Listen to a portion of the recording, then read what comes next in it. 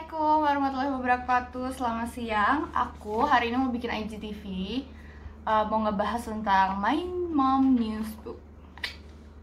Nah, sekarang aku ada narasumbernya langsung, yaitu mamaku. Silahkan masuk. Oke, ini dia penulis buku dari Pembentukan dan Pembinaan Desa Menuju Desa Wisata. Halo, kenali namanya siapa, pekerjaannya apa? Ya, selamat siang. Nama saya Lestari Ningrum, biasa dipanggil Tari atau Bu Tari. Udah ibu-ibu ya, ini anak saya yang paling kecil. Saya bekerja sebagai pengajar atau dosen di kampus Sekolah Tinggi Pariwisata Trisakti Jakarta. Saya lulusan S1-nya adalah sarjana hukum dari Universitas Pancasila.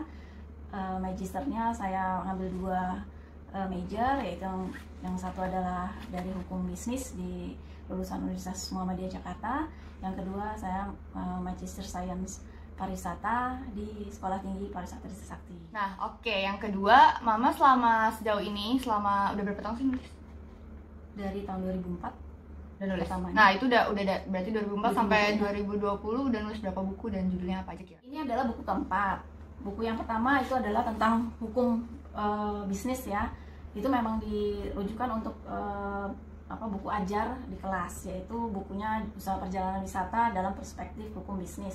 Itu keluar tahun 2004 sampai sekarang masih dijual di toko online dan masih banyak disitasi, tapi kebanyakan oleh mahasiswa-mahasiswa di sekolah-sekolah atau perguruan tinggi di Jawa Tengah.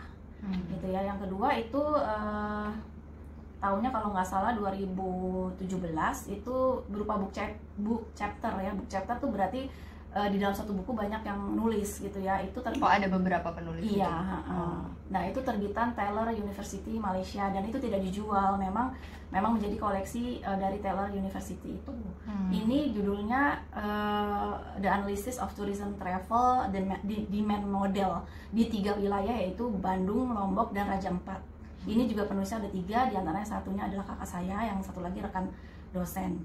Nah, buku yang ketiga itu judulnya Push and Pull Factor Medical Tourism Toward Purchase Decision. Itu saya nulis berserta dulu dia mahasiswa, sekarang pas udah terbit itu udah jadi alumni dan tinggal di Malaysia, yaitu Sarifah Mawadah, cewek. Itu diterbitkan oleh Lab Lambert Publishing dan tidak dijual di Indonesia. Dijualnya hanya di Singapura, Eropa, sama Amerika. Jadi nggak bisa masuk ke Indonesia. Emang kenapa?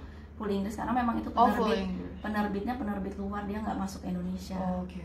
Wih, gitu ya. Keempat berarti ini ya, buku Iya. yang mau kita bahas ini. Iya, tahun 2020 bulan kemarin Juni, dan ini sebenarnya bentuknya yang dijual adalah e-book.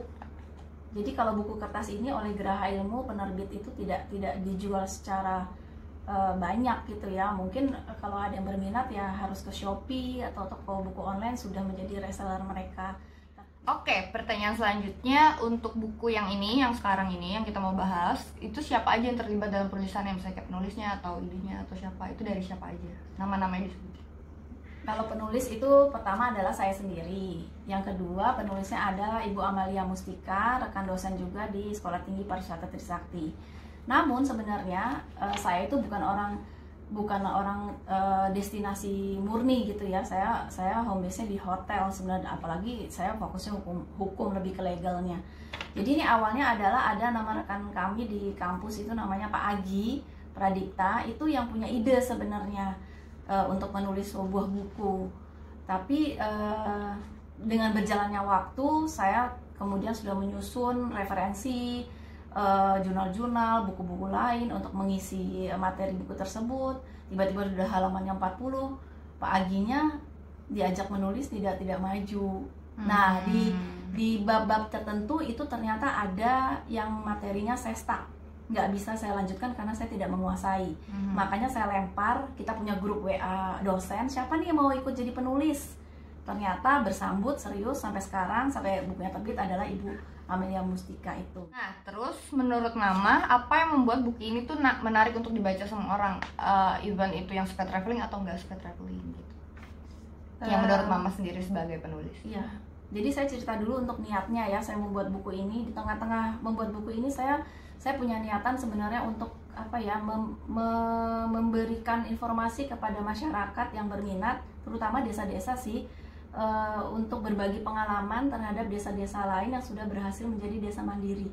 Kebetulan desa mandiri yang kita tulis ini adalah lingkupnya adalah dia mandiri di bidang pariwisata karena dia punya objek wisata dan sebagainya. Jangan salah loh, desa itu beberapa punya objek wisata yang instagramable. Iya. Jadi mau ngasih contoh ke desa lain yang belum terlalu maju lah ya. Iya, supaya mengikuti keberhasilan desa tersebut agar mereka mandiri. Jadi nggak orang-orangnya desa nggak perlu ke kota nyari pekerjaan. Dia bisa jadi tour guide di situ. Dia bisa jadi pelaku menciptakan lapangan pekerjaan sendiri di desa tersebut ya. Iya, dia bisa bikin merchandise dari kuliner atau dari kerajinan tangan, apapun semua bisa dikerjakan dan uangnya masuk ke dalam desa itu sendiri. Mereka nggak perlu jauh-jauh ke kota bersaing dan menumpuk di kota, dan pembangunan desanya jadi oleh pemerintah bisa menjadi dipikir penting oleh pemerintah. Nah, sekarang aku mau tahu nih buat Mama sendiri dan Bu Inong, ya Bu Inong lah ya aku nyebutnya, cerita tentang isi buku ini tuh dari keseluruhan tuh apa gitu, apa yang bisa diedukasi dari pembacanya nanti, apa gitu, gimana jelasin? Iya, tadi seperti saya bilang sebelumnya, buku ini adalah menceritakan keberhasilan dari beberapa desa yang ada di Indonesia. Tadi sebanyak berapa? 29 desa. Nah, buku ini tentu tidak lepas dari teori. Tapi saya tahu membaca buku dengan banyak teori pasti membosankan. Sangat. Apalagi untuk anak-anak. Saya tahu anak-anak muda, dan kebanyakan mungkin buku-buku ini bisa disitasi atau diambil statementnya beberapa untuk keperluan skripsi kan. Kalau kuliah yang jurusan pariwisata. Tapi kan kalau teori aja mereka pasti bosan. Makanya saya dengan Ibu Amelia Mustika itu meramu buku ini. Setiap ada teori pasti ada contoh-contoh desa-desa itu yang mengaplikasikan teori tersebut. Misalnya gini, di pembinaan desa itu ada teori yang beberapa aspeknya adalah menyatakan bahwa something to see. Jadi ada 3 tahap yang harus dilalui oleh sebuah desa apabila dia bisa dijadikan pembinaan produk wisatanya. Itu salah satunya adalah harus ada something to see. Something to see itu apa? Nah itu dia. Kalau kita adik teorinya cuma ngomong something to see tanpa dikasih contoh kan orang bingung. Ini kemana gitu? Apa contohnya? Gitu. Apa yang membuktikan teori ini? Nah, gitu. Ya itu di buku itu nanti ada contohnya di desa ini itu apa yang dijual oleh mereka produknya sehingga bisa dilihat oleh si pengunjung. Nah, saya bisa bercerita hal yang lain adalah di dalam buku ini misalnya pemberdayaan masyarakat. Tentang pemberdayaan masyarakat itu adalah salah satu usaha di mana kalau desa mau berhasil itu harus berasal dari motivasi dan inisiatif dari masyarakatnya. Itu namanya pemberdayaan masyarakat.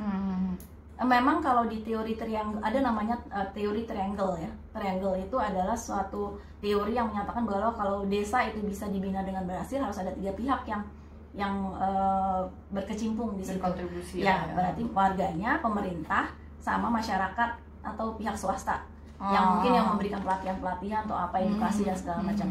Nah, ini salah satu contoh di buku ada yang menarik. Beberapa desa di antara 29 desa itu saya kasih contoh adalah ada desa Iboi di Pulau W, Sabang, Indonesia. Itu yang pemberdayaan masyarakatnya bisa dibilang 100% berhasil karena dia tidak perlu dibantu oleh siapapun.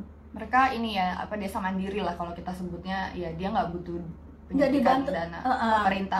Pemerintah nggak butuh, jadi tidak butuh dana dari pemerintah. Mereka berjibaku sendiri sampai jalan akses pun itu mereka bisa bangun sendiri, kecuali yang dari pelabuhan Sabang sampai ke lokasi ya desa Ibuihnya. Pada akhirnya dibangun oleh pemerintah karena desanya telah berkembang.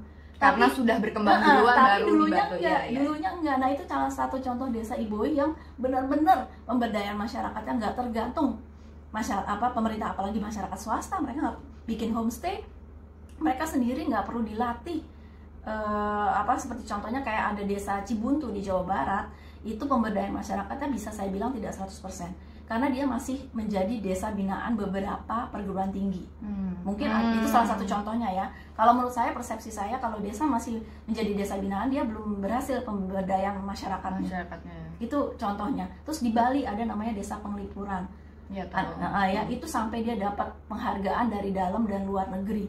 Ya, itu benar-benar dia tidak ada bantuan dari manapun, itu motivasi semuanya dari warganya sendiri. Bahkan kalau di Bali itu kan mereka mempertahankan budaya aslinya banget. Banget Ya, itu sampai homestay-nya aja itu masih benar-benar homestay-nya adat, seperti di desa Sade. Sade Lombok itu benar-benar homestay-nya masih tanah. Malah di desa Sade itu alas rumahnya itu, lantainya istilahnya di kita itu dari kotoran hewan mereka. Iya. Oh iya. Itu untuk mencegah gigitan nyamuk. Itu benar-benar kita kalau menginap di situ begitu. Jadi dari buku ini sebenarnya kita bisa belajar bagaimana kita menghormati atau menghargai desa dengan perjuangannya mereka masing-masing. Setiap budaya setiap daerah beda-beda kan harus kita ini. Ya, kita harus hormati sebagai traveling gitu ya. Sebagai turis lokal lah ya. Terakhir penutupan, aku pengen tahu nih Mama selama nulis buku ini berapa sih? Kurang lebih berapa tahun sih? 2 tahun dari 2017 sampai 2019 selesai. 2020 terbit. Nah ya aku mau nanya suka dukanya apa sih nulis buku ini nih? Soalnya kan Mama pasti kan sekalian ya itu yang tadi Mama bilang kan ikut jalan-jalan sama aku, pasti kan ada suka dukanya, terus penghambatannya apa menulis buku ini selama 2 tahun itu prosesnya. Susahnya adalah mencari referensi teori sebenarnya. Kalau referensi dari sumber desa, kebetulan waktu jalan-jalan traveling sama anak saya ini saya sudah berpikir memang menyiapkan apa yang bisa saya kumpulkan. Saya malah kadang waktu itu di desa Iboi ya, kebetulan aja sebenarnya kita nginep di homestay-nya kepala desa Pak Iskandar. Nah, Pak Iskandar itu kebetulan lagi adalah tokoh utama pembangun wisata di desa tersebut, menjadi desa wisata. Wah, itu rezeki banget mungkin ya. Akhirnya sampai malam sampai duduk aja di luar gitu ya, ngobrol padahal sebenarnya dia orang sibuk segala macam, tapi agak maksa gitu. Ya. Memang harus ada kemauan dari kita yang nggak bisa menyerah, karena narasumber tuh kadang-kadang kan susah dipegang gitu ya, karena apalagi dia kepala desa. Terus yang di desa Penglipuran juga ada di Bali. Oh, yang di Bali. Itu juga nggak ikut. Itu juga sempat saya sampai 2 kali dia lari karena makanya dia desa yang sudah mendapat penghargaan pasti udah sibuk dipanggil sana panggil sini. Ya akhirnya saya sampai mengirim anak saya yang pertama untuk wawancara, minta bantuan sama temennya, pokoknya gitu ya. Semua cara lah ya. Semua caranya itu bisa dilakukan. Nah, kalau yang dilakukan oleh rekan saya Ibu Amalia Mustika itu, beliau sering mengadakan pengabdian masyarakat di beberapa desa yang menjadi narasumbernya beliau. Itu kalau begitu prosesnya lebih gampang karena memang sudah terstruktur, sudah terprogram. Kalau yang saya alami kan saya tidak terprogram, jadi karena memang lagi jalan-jalan, lagi traveling gitu ya. Sekalian. Nah, itu 2 tahun tuh nulisnya, itu juga disambi dengan saya menjabat waktu itu di kampus. Jadi kerja manajemen sambil nulis, kalau ada waktu nulis, nah jadi kepotong-potong nulisnya. Anak-anaknya tuh nggak diperhatiin karena dia lebih penting buku, nggak bercanda. Nah, terus abis selesai di 2019 itu sambil mencari penerbit. Jangan salah ya, sebelum ke penerbit Geraha Ilmu nih lumayan penerbit yang terkemuka ya. Geraha Ilmu ini. Saya banyak ditolak juga sama buku yang pertama juga banyak ditolak-tolak, tapi ya usaha terus gitu loh sampai akhirnya mendapatkan jodohnya penerbit Geraha Ilmu. Tapi mungkin kalau misalnya penulisnya sudah begitu terkenal, bukunya udah puluhan, ya mungkin penerbit akan rebutan. Tapi kalau untuk penulis yang pemula ya, bisa dibilang pemula, bisa bilang pemula, tapi saya jarang. Durasi menulisnya itu terlalu jarang ya. Terus apalagi yang mau sampaikan? Iya, dalam kesempatan ini saya ingin berterima kasih kepada teman-teman. Salah satunya adalah banyak rekan-rekan dosen di kampus ya, yaitu Pak Agi Pradita yang telah menggiring saya dengan idenya. Tapi ya mungkin dalam kesempatan ini saya juga meminta maaf kepada beliau karena ternyata tidak saya masukkan ke dalam buku ini sebagai penulis, karena memang Pak Agi kebetulan sibuk dengan jabatannya, jadi akhirnya tidak bisa menyumbangkan beberapa teori yang saya butuhkan gitu, atau beberapa data-data dari desa yang sebenarnya saya butuhkan. Akhirnya saya jalan sendiri dengan Ibu Amalia Mustika. Terima kasih juga sama Pak Surya yang telah memberikan buku desa gitu dari penerbit Bali. Kalau sama Pak Surya harus gini, dia kan pecinta Korea. Pak Husen juga yang banyak saya sering tanya-tanya tentang istilah-istilah di desa yang saya mungkin waktu itu belum terlalu paham ya. Dan ada sepupu saya Arya yang di Sragen, Solo, itu banyak juga memberikan info-info tentang desa-desa di Jawa Tengah gitu ya. Ya terhadap anak-anak saya juga pasti yang banyak memberikan kesempatan dalam buku ini terbit. Nah, buat kalian-kalian yang mau beli buku ini, kalian bisa beli di online ya Mom ya? Caranya gimana?